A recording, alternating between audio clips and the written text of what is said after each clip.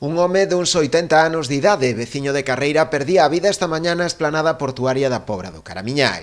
Ao parecer, segundo informaron os propios testemuños que se atopaban nese momento nas inmediacións, o home puido esvarar na zona das escaleiras ali existente, batendo coa cabeza nas rochas antes de precipitarse ao mar.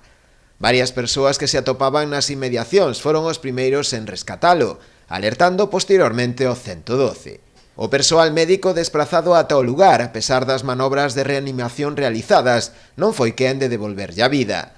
Ata o lugar do suceso desprazáronse tamén unha patrulla da Garda Civil e da Policía Local, que se encargaron de acotar a zona e custodiar o cadáver ata que se procedeu ao seu levantamento, pasadas as 12 da mañá.